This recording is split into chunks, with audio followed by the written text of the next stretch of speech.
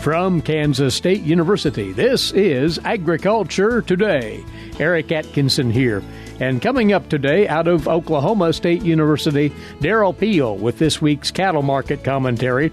Among other things, Derrell will respond to calls out there now for making extensive structural changes in the beef supply chain in the wake of COVID-19.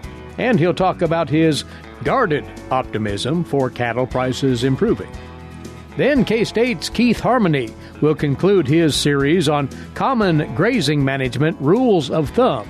He'll be giving those rules the thumbs up or thumbs down as he assesses them. And later on this week's Forage segment, Jeff Wickman talks with K-State's Shane Potter about supporting those areas of interest that youth are passionate about. Right here on Agriculture Today. For information on threatening weather, you should depend on the National Weather Service and their broadcast on NOAA Weather Radio. NOAA Weather Radio is an all-hazards radio network that provides up-to-the-minute weather information, including life-saving warnings anytime, day or night. NOAA Weather Radio also broadcasts information on man-made disasters, such as chemical spills, Amber Alerts, or other national emergencies. For the National Weather Service, I'm Bill Curtis. Thanks once more for joining us for Agriculture Today. The cattle markets, well, where do you begin with so much going on and so much uncertainty still rife within these markets? But we'll sort out what seems to be happening to date now with our guest. He is livestock economist Derrell Peel of Oklahoma State University. Well, Derrell, let's look back at last week's improvement in the cash-fed cattle trade in the Central Plains region. That's at least a glimmer of optimism, if nothing else.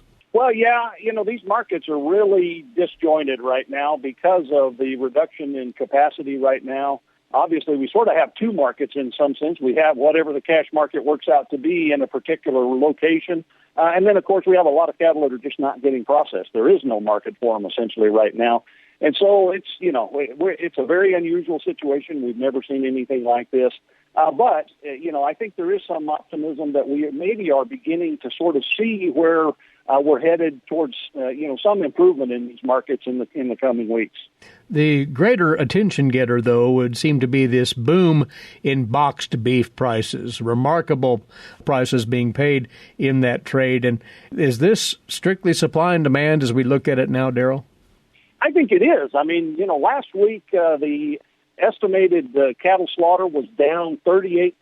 Estimated beef production was down 35%. So, if you think about a packer that's only producing just a little bit more than 60% of their normal production, they normally have upwards of that level forward sold going into a week.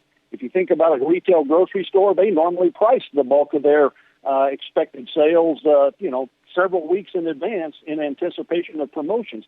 Well, I say all that to say that if we're having these kind of reductions in production, there's probably very little actual available supply of boxed beef on the open market. So retailers are scrambling to get some additional supply, but in this situation, so we're seeing these prices on a very small marginal level of production, I think, and it does reflect just the fact that we have such a severe constriction in production right now.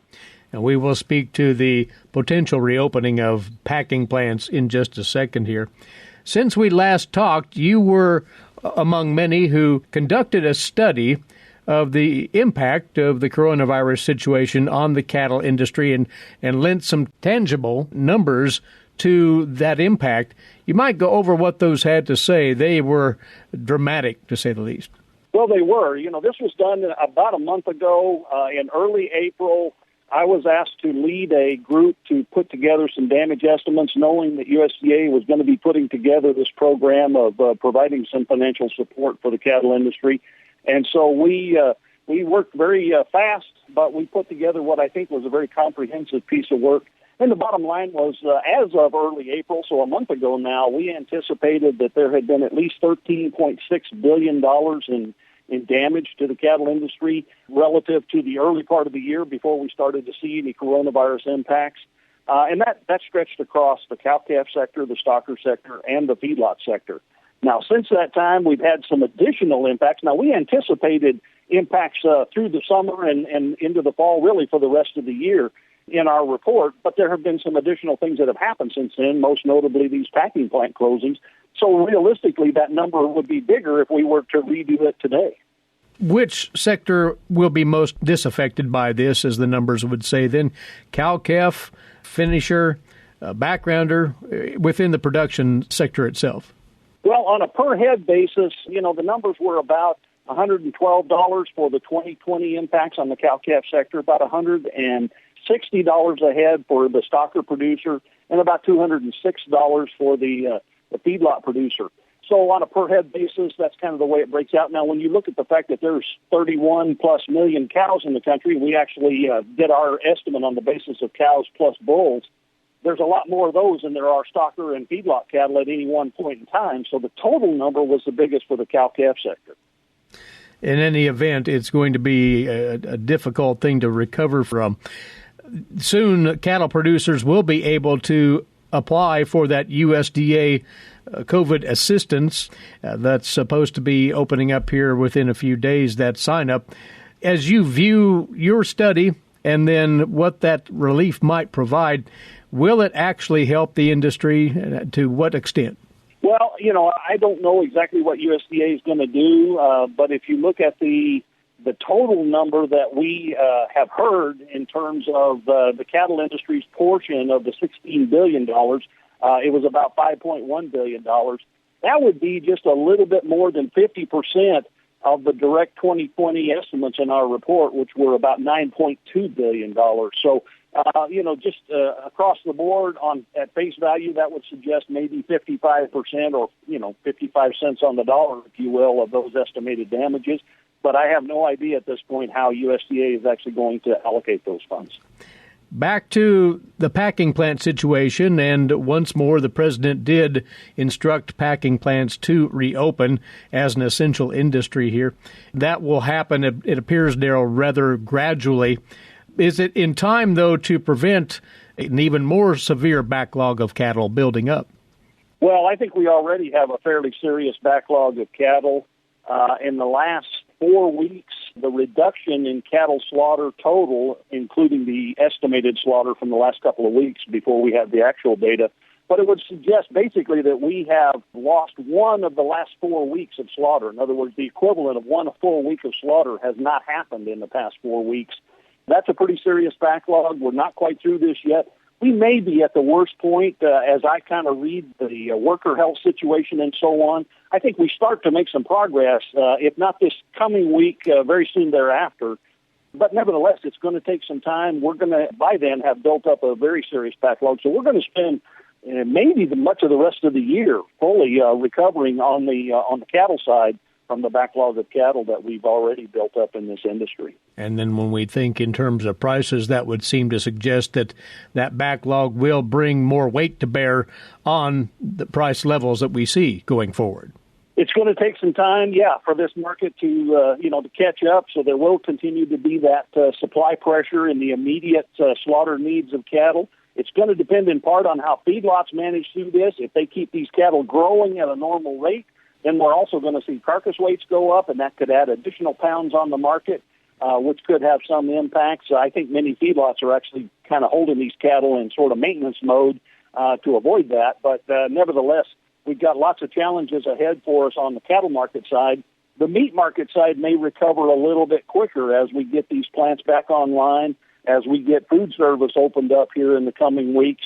I think we'll start to see a little bit more normalcy on that side of things, but the cattle part is going to take longer to get cleaned up.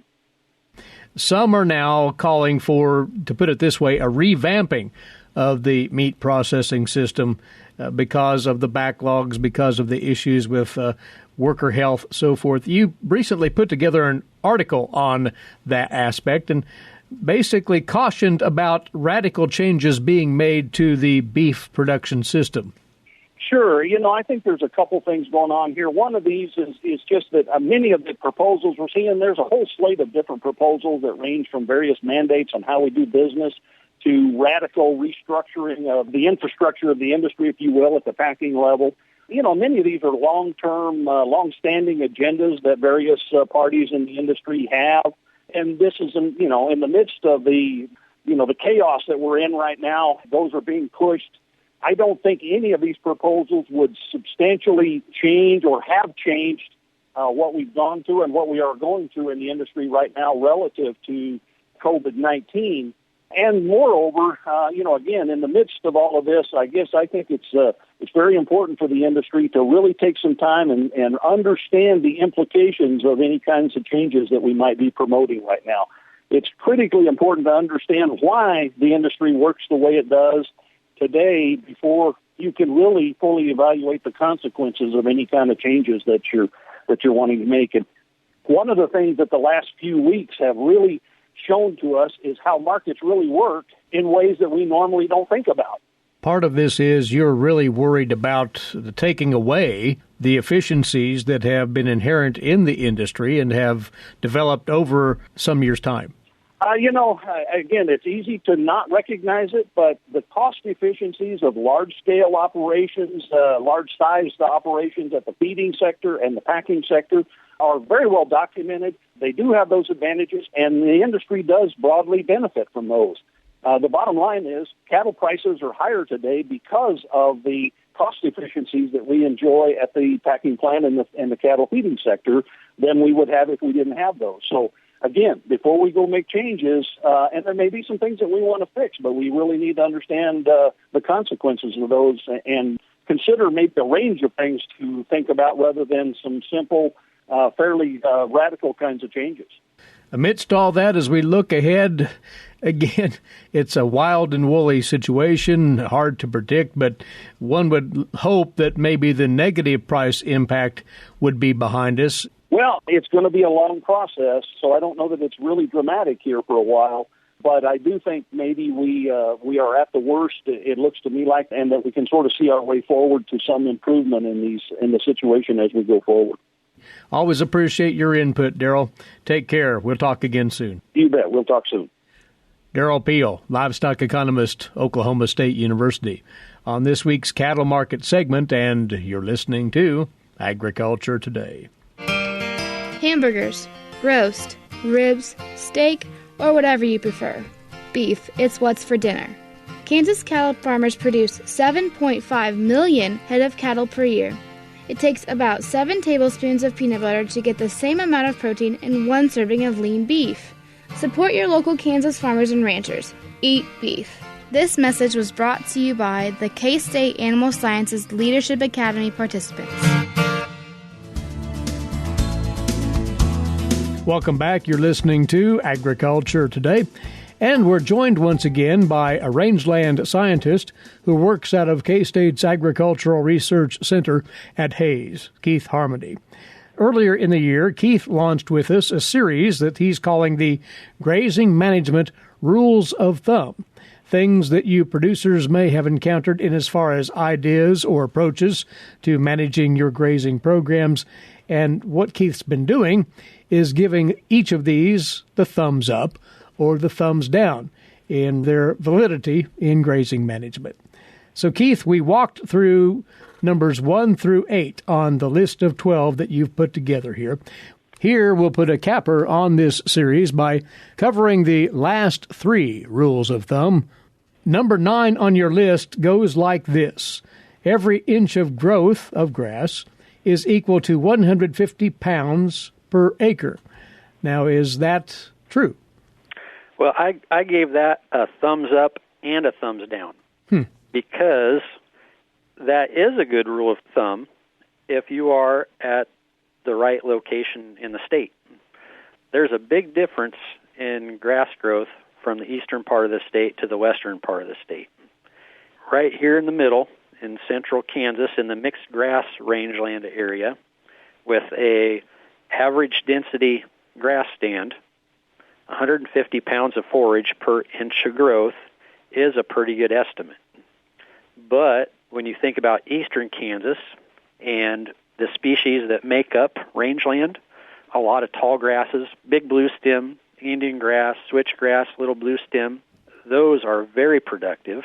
And when those plants are found in really dense stands, you can have forage produced that's around 250 pounds of forage per inch of growth. And when you go out west, you got short grasses, buffalo grass, blue grama, not as productive. And when you have stands of those short grasses that are not dense, there may be thinning stands due to weather and due to grazing over time. Those stands, they could have as little as 50 pounds or less production per inch of growth. That's quite a range, isn't it? It's a big range. So it all depends on the species that make up your pasture and how dense that grass stand is, as far as how many pounds of forage produced per inch. So we have a range that could be as high as 250 pounds per inch in the densest, thickest rangelands of eastern Kansas, all the way down to 40 pounds per inch of growth in western Kansas. Obviously, producers would use these kinds of guidelines to help them figure out their stocking rates on a given pasture. They could alternately have those pastures clipped and weighed, but if they'd rather not go through that process, these basic frameworks will typically work for the producer, you think? Yeah, clipping the actual forage that's out there is going to be the most accurate way to find out how much forage is produced. But by taking height measurements and then multiplying by these pounds per acre per inch factors, you can do a lot more height readings, a grass height, in the same amount of time it takes to clip. And so you can sample a lot more area and take a lot more samples. It's better to do that sort of sampling to have an idea of what you have available in your pasture than to not do any sampling at all and just guess. So doing some sort of measurement is going to be more accurate and better than doing no measurement. The next rule of thumb you have here, Keith, don't graze the same place at the same time every year. Well, I give that a thumbs up. That rule basically pertains to pastures that have a mix of both cool season and warm season grasses in them. And we find that a lot in the mixed grass area of central Kansas and also in the short grass areas of western Kansas, where we'll have native cool season species, and they'll be growing mixed in with some of our native warm grass species. And essentially, if you have a mixed stand of cool season grasses and warm season grasses, and then they are grazed at one particular time of the year, the stand will eventually become dominated by the grass that grows best opposite of when it was grazed. And the reason is because when those pastures are grazed at the same time and at the same place every year, the forage that's growing at that time, they're going to have leaves removed, they're going to be defoliated more because the forage that grows better at a different time of year basically isn't there yet. Mm-hmm. And so it's avoiding being grazed. The forage that's growing at the time it's grazed will have less leaf material, be lower in vigor, and it's basically going to be outcompeted by the forage that will grow later. So then, if one wants to avoid that, they want to shift their grazing patterns on that given acreage? Yes, you can graze it in a pasture at a different time of the season, alternate it. If you graze in one certain pasture as the first pasture grazed every year, eventually that pasture would have its forage being dominated by warm season grasses if it's grazed early in the year. Cool season grass species are those that grow first. And so if the cool season grasses are grazed first every year in this one pasture, you could alternate it and maybe take that pasture and shift it to being grazed in July or August, but shifting it to a different time of the year. That way you're shifting the grasses that are being grazed. All right. Well, your next rule of thumb, it regards dormant forage management here. Well, it does pertain to how forage is grazed during the dormant season or during the winter. Essentially, our native grasses that are producing vegetative tissue, stem tissue, seed heads during the growing season, those plants translocate the carbohydrates, other nutrients and minerals that they need for winter survival. They translocate those to the roots, the rhizomes, and the plant crowns for the winter. And so during winter time, everything that plant needs for winter survival is already in the lower stem bases or below ground. And so basically we can graze and remove a little more forage during that dormant season. I'm actually giving that a thumbs up. The plant doesn't need leaf material anymore for photosynthesizing. Those leaves are dead, and so you can't kill them, so we utilize them. And instead of utilizing them to 25% of animal intake during the growing season, when we take half and leave half, use that rule. So half of the forage is removed during the growing season and half remains standing. Out of the 50% that's removed, 25% is for actual animal intake during the growing season. But if we defer grazing and stockpile that rangeland for the winter instead of grazing during the growing season, I actually measure to, or typically allocate to remove 35% of the forage growth for animal intake. So I allocate an extra 10% of forage removal for the winter time because those plants don't need that leaf material to photosynthesize anymore, so we can remove it. But one wants to account for, by the same token, the protective cover that remaining forage will provide that area. So you don't want to overdo that dormant grazing. That's correct, and that's why I allocate or limit the allocation to 35% of the total amount of forage produced during the year for intake removal during the winter, because those plants in the wintertime, they still need insulation for their plant crowns. They still need to have residue standing so that it can intercept snow and rainfall and for water infiltration. And we also need that cover standing for preventing erosion. So we can remove more during the winter because the plant's not photosynthesizing anymore, but we still need to leave a cover for basically all the other services that forage does for us, preventing erosion, promoting water infiltration, and for insulating the plant crowns for survival during the winter. Producers, if you'd like to have a look at the entire list of the rules of thumb that Keith has been rating, you can check out the previous 2 Beef Tips newsletters out of K-State Animal Sciences and Industry, plus the latest edition, which is just out. That's all at ksubeef.org, ksubeef.org. It's good information for producers to think over with that aforementioned new grazing season upon us. Keith, thanks for going through all of this with us, and take care out Hayes Way. All right, well, thank you for having me on. He's rangeland scientist at K-State's Agricultural Research Center at Hayes. That's Keith Harmoney. And we'll be back with more on this Agriculture Today.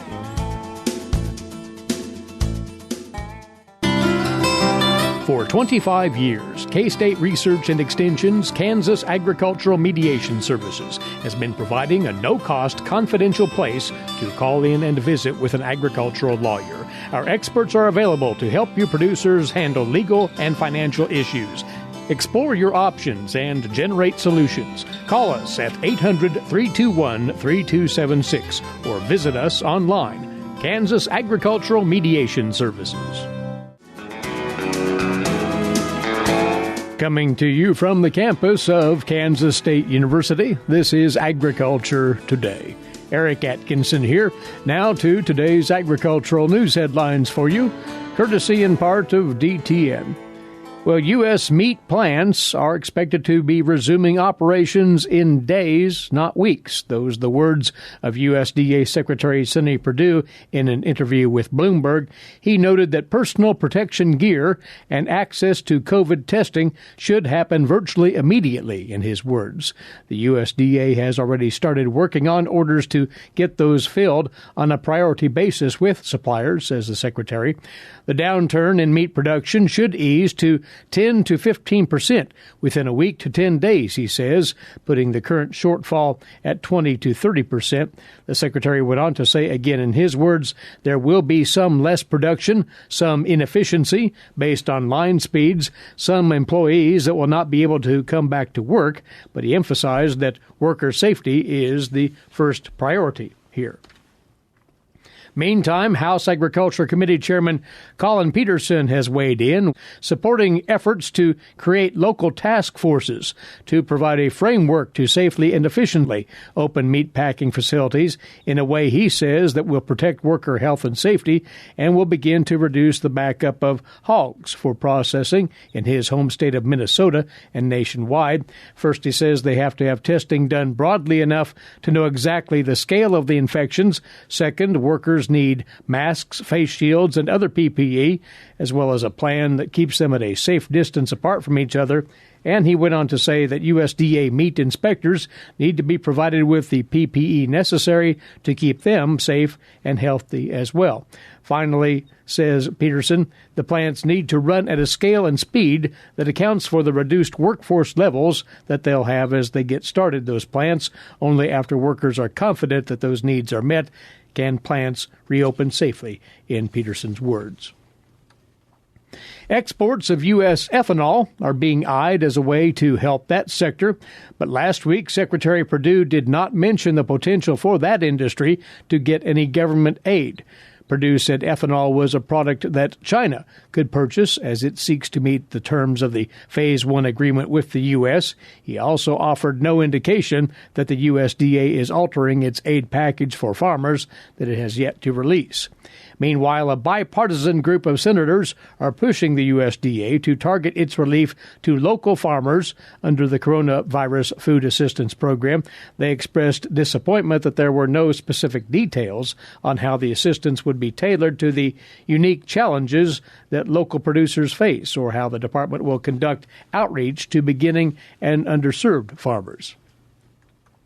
And China remains very, very committed to meeting the terms of the Phase 1 trade deal with the U.S., despite the impacts of COVID. That, according to a senior U.S. trade official, the two sides hold regular discussions, often daily, on implementation of the trade deal. Despite the challenges from the pandemic, the official said that China is sticking to its commitments. He said they'll continually assess the implementation of the agreement, and said they've had very good interactions with Chinese officials on that, and that they're continuing to implement their obligations. This official made the comments during a briefing on the annual U.S. Trade Representative Special 301 report, in which it noted it was still assessing intellectual property changes that China committed to in the Phase 1 deal. Making the forecasts for the upcoming USDA supply and demand report is proving a bigger challenge than normal for the USDA's Outlook Board analysts. Here's more from the USDA's Gary Crawford. USDA's next big forecast for U.S. and world ag supply and demand is not due out until the 12th, but already, as far as the team of USDA analysts working on that set of forecasts, we're working overtime right now to pull all of that information together. Mark Jekanowski heads up the USDA's Outlook Board. He says they need to work overtime for lots of reasons. One, the analysts are working from home. That poses certain problems. Two, the May report will be our first official estimates for the 2020 crop year. Forecasts for production use, including exports, and the first 2020 crop price forecasts. Of course, this always is the case every year for the May supply and demand report. It's a complicated job to make forecasts for crops not even in the ground yet. But on top of that, this year it's even more complicated because we're also dealing with such unprecedented market conditions given the global pandemic. Nonetheless, Mark says the report, which will include forecasts for meat and livestock as well, will be out on time, May 12th, noon Eastern Time. Gary Crawford for the U.S. Department of Agriculture.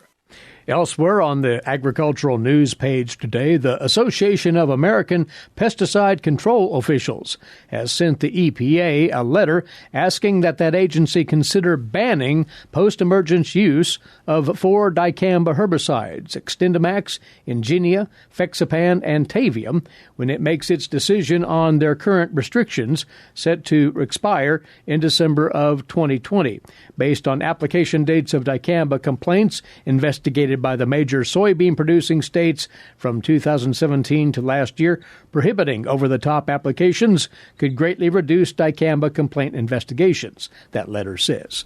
The regulatory group also requested the EPA make any future registration of those herbicides conditional on a year-by-year basis. Crop injury complaints skyrocketed in the soybean-heavy states of Indiana and Illinois last year. Illinois is investigating an unprecedented 724 cases of alleged off-target injury. Indiana also set a record with 178 complaints.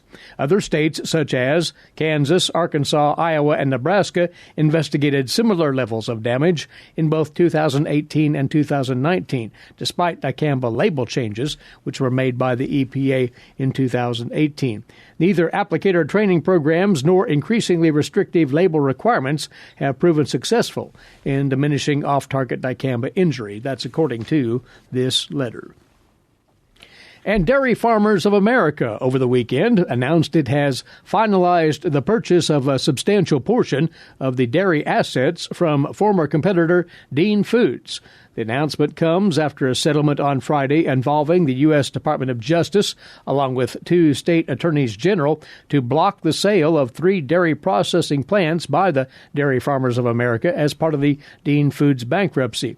Dairy Farmers of America will acquire 44 Dean Foods dairy processing facilities nationally for $433 million. It will, though, agree to divest in the processing facilities located in Wisconsin, Massachusetts, and Illinois. The Department of Justice, along with the Attorneys General in Massachusetts and Wisconsin, announced late Friday they had reached the settlement to block the DFA from taking over those 3 specific dairy processing facilities. That's a look at today's agricultural news headlines. You're listening to Agriculture Today. Social distancing slows the spread of coronavirus, so stay a minimum of 6 feet away from others and stay home if you can. More info at coronavirus.gov. Let's all do our part, because we're all #AloneTogether. Brought to you by the Ad Council. Welcome back, and thanks for joining us on Agriculture Today. Along with Eric Atkinson, I'm Jeff Wickman. Kansas 4-H helps youth thrive and see themselves as unique, resilient, lifelong learners who actively participate in their own future by setting goals and practicing self-determination. As part of that learning process, Kansas 4-H Volunteer Development Specialist Shane Potter says 4-H adults and volunteers focus on supporting and nurturing youth sparks, those areas of interest that are a passion. In other words, something that youth love to do. Shane, when we talk about 4-H thriving, one of the things that we're talking about, especially now, is helping youth thrive in a time of adversity. What are some things that we can do? In 4-H, we really try to help youth understand what motivates them. So as an adult or a volunteer working with youth, that idea of helping them find their spark is really a cornerstone of what we're doing in the 4-H program. We're hoping youth are increasing their ability to become academically successful. We want them to contribute to their community and engage. We want them to be, economically stable and to be happy and, have an overall higher sense of well-being. But to get to those things, one of our starting points is finding that spark. What is that piece that's going to drive them and help them move forward? And when I'm saying a spark, it's more than just, a leisure activity they might kind of enjoy. That spark that we're looking for is really more of a intrinsic driver. It's that fire that's going to help them and move them forward. And we all have those things. If you think back to when you were young, there was something that really caught your interest. I grew up in the 4-H program. I loved working in the equine and horses. That was something I loved doing. And that spark, the competitions and the public speaking and the things that went along with that really helped drive me. And that's what we're looking for when we're helping our volunteers figure out what can they do. They can help youth grow those interests and that spark to move forward. If you're someone who is a mentor or a volunteer in a 4-H club, is it possible that they might spot something that maybe the youth doesn't even realize that they're interested in? Oh, yeah, that's a really good point. Within our 4-H program, we want to help youth explore. So that idea of growing their spark, first they really do have to explore what do they enjoy. And they might come up with lots of things they find out are not really big drivers. But that's part of the exploration process. And as that adult working with the youth, you can see, is there something that, they really latched onto? We do a lot of science, engineering, technology, and math programs within 4-H. And you can see that spark sometimes when there's a new idea or a concept that a young person may have never thought that they could have a career in science. But because of some activity with a volunteer where they explored a new idea or a concept, that could be, a new path that they never experienced or thought they could achieve as an adult. There are a number of project areas within 4-H, and once that spark is identified, they really have a chance to hone in on that skill and master that skill or that area. Exactly, and that's the other role. When we have a volunteer adult, our program, we work really hard to support our adult volunteers, but it's really that relationship between the youth and the caring adults that move things forward. So once they have that spark and they understand, this is something I love and have an interest in, it's moving forward and helping them have experiences where they can practice, where they, again, build that mastery and understand how this could really drive them forward. And just because it's an area that maybe won't be their full-time career, the skills they're gaining in that and that spark to learn new things and move forward is really what we're looking for. That's where we get those long-term great outcomes. And as part of Kansas State University, you're also able to latch on to the fact that there are a number of career paths that they could take with that spark. Yes, that's one piece. We are uniquely positioned within Kansas 4-H. Being connected to K-State University, we have a direct career path and a line to opportunities at the university. So when we are working on any project, really, we have access to the latest research and the pieces that really help drive what's happening in the university as well as in the actual production and pieces of the industry. And as you mentioned, once that spark is identified, they really then do have that opportunity to focus in on that area, but they're also going to have an opportunity to get that wide range of activities through 4-H, and it all kind of ties together into one big learning package. It does. So when we're putting together what is really moving youth forward, we start with that youth spark. But then within the 4-H program, this is what has really made a successful program for over 100 years, is then we tie that in with what is good youth development, what makes a quality program. And those are the trainings and the resources we help volunteers move forward with. We then look at things like, how do you develop a relationship? Because the content is really important. But one thing we found is one thing that's even more important is that relationship. So we have our content and the piece that's really that spark, but how we're moving that spark forward is the relationship with that caring adult. And that's where we really need those volunteers to keep engaging. This has been a challenge. We know that not all of our volunteers were used to engaging virtually and online. But we have seen amazing growth and people trying so hard to really keep engaging and working with the youth that they already have that relationship with, while also growing and connecting with new youth that they hadn't talked to before.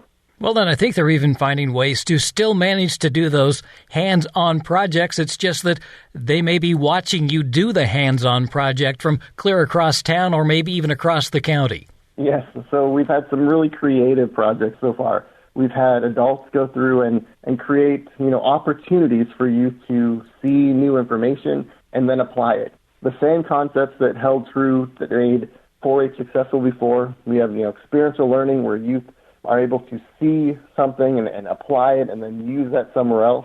Those same concepts are holding through distance. So we have volunteers helping create content. They're doing video pieces. For younger youth, there's pieces parents can print out and then have the youth work through. And then we have the youth demonstrating and showing back what they learned. We've had a plethora of programs where youth have sent in videos demonstrating how they're still learning in projects and engaging and contributing to their community. So it's different, but our mission still stays the same. We're helping youth move forward and we're working with their volunteers to provide those skills that will help spark youth and engage them in their projects.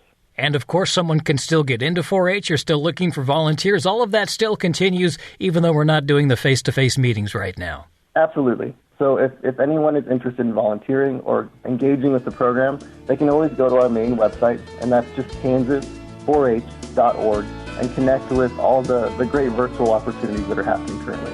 That's Kansas 4-H Volunteer Development Specialist Shane Potter.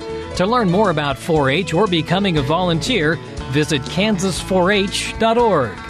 And that'll do it for this edition of Agriculture Today. For Eric Atkinson, I'm Jeff Wickman. This is the K-State Radio Network.